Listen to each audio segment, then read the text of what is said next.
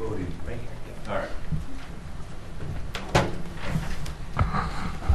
Our names are Beth and Tom Lafferty. Jamison Allen Lafferty is and was blessed with two amazing parents, Justin and Allie, who raised Jamison right. Raising a child was not an easy task for two 20-year-old children, but Justin and Allie did it with a smile on their faces. They took on the responsibility and not only put in the work, but excelled at it. I'm sure there is no manual on how to raise children today, but if there was, I would want a copy of Justin and Allie's. They both have taught me, by their example, to be a better parent, and I am Justin's parent. Jamison Allen Lafferty is and was blessed with a stunning relationship with God. He was raised with God being a centerpiece in his life, and he always took responsibilities for his actions, every time. He was never embarrassed about his relationship with God. Jamison Allen Lafferty is and was blessed with one awesome little sister, Carly, who adores him and looks to him as an example of what was right and what was wrong. He never let her down, ever. She is now an only living child. Jamison Allen Lafferty is and was blessed with three great-grandparents who are here today. Three grandmothers who are here today. Three grandfathers who are here today. 22 aunts and uncles and three little cousins, along with one awesome girlfriend, Sophie, and his dog named Bolt. Jamison Allen Lafferty is and was blessed with a school that loved him, including a football, track, basketball team that will forever honor the number 15. Jamison Allen Lafferty is and was blessed with 17 truckloads of flowers at his memorial service, along with 1,300 in attendance and countless people who could not get in. Jamison Allen Lafferty is and was blessed with two good friends who were walking with him that evening, and thousands of friends and family that have and will carry him in their hearts until they perish. Jamison Allen Lafferty is and was a teacher. He taught those older than him and younger, often just by his example. Jamison was far beyond his age of 14 spiritually. He put his faith to work. He taught me so much from a distance. Jamison Allen Lafferty would teach his little cousins the importance of being honest. He babysit for them. He showed them how to be kind and how they can share and still have fun and how to laugh and till your stomach ached with laughter. I refer to Jamison Allen Lafferty by his full name as an honor to him.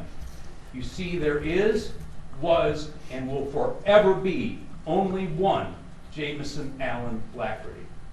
To know him was to love him. You see, this really isn't about the person who committed this crime that resulted in the loss of Jameson.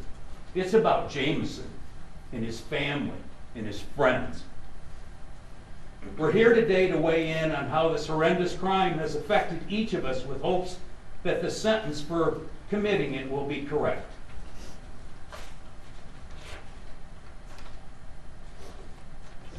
We brought a picture of Jameson with us today.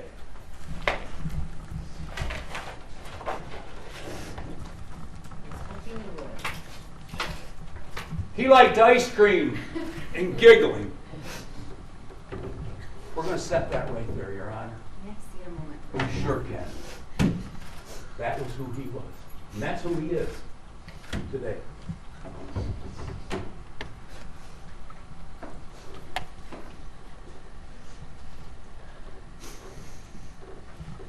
If the court would allow, would those folks who were mentioned, who Jameson was and is to, could they stand?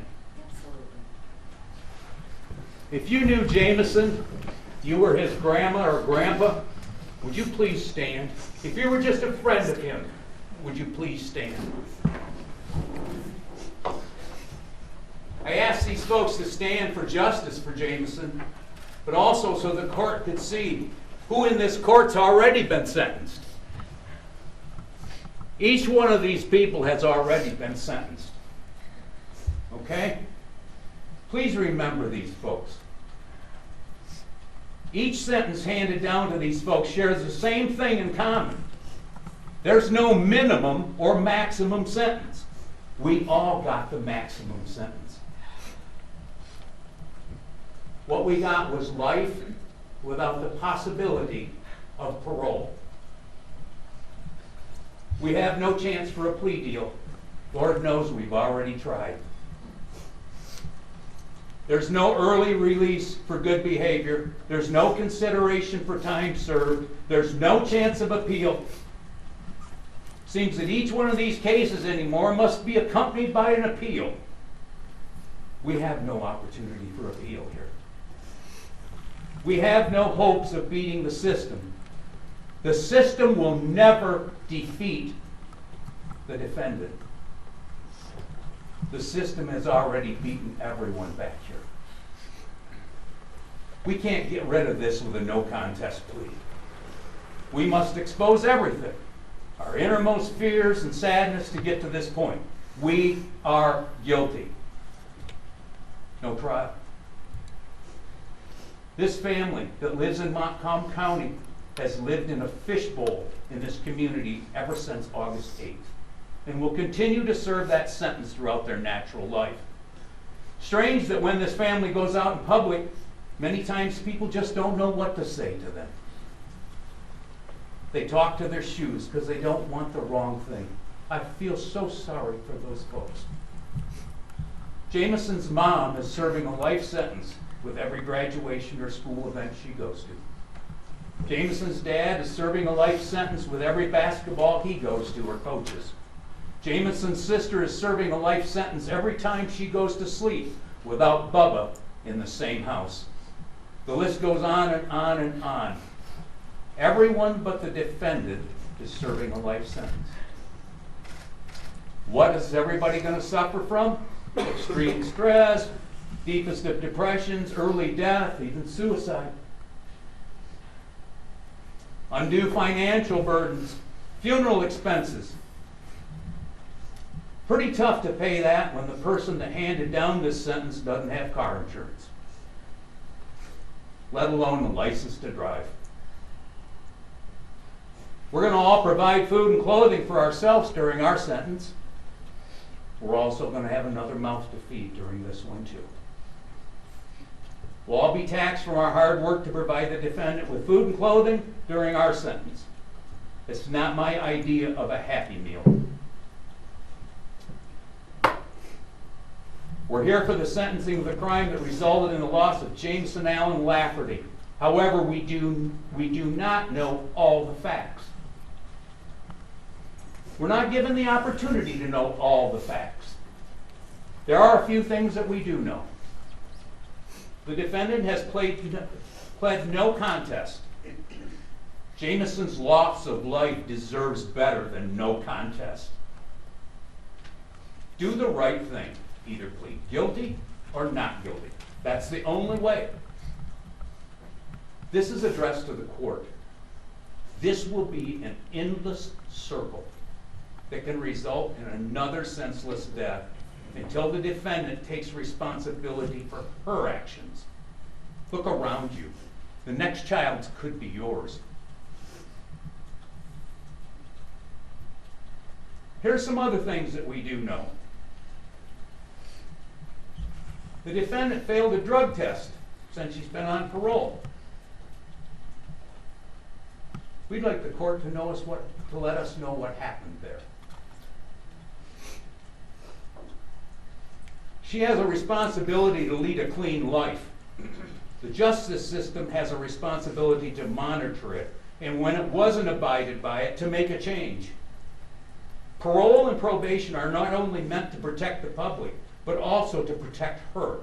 and help her get her life back on track. If she had failed the drug test, was she jailed each time for that parole violation? How many times did we fail a drug test? Who failed to administer that? We'd like to know. When was the date of the last time she failed a drug test before the day after she killed Jameson? It appears that the defendant stated she thought she hit something, but didn't remember what it was. If the defendant couldn't remember what she hit, how was she in any condition to hide the car? She knew she was the person responsible for his death, but she didn't tell anybody. She knew everyone was looking for that car. She didn't say a word to her parole officer, or did she? Did they report it? It appears that the defendant was drinking prior to killing Jameson. When will we learn where? If the defendant can't remember hitting 3 young men and driving off, how much did the defendant have to drink? When will we learn that? Remember me saying the system will never beat the defendant? The above's the proof.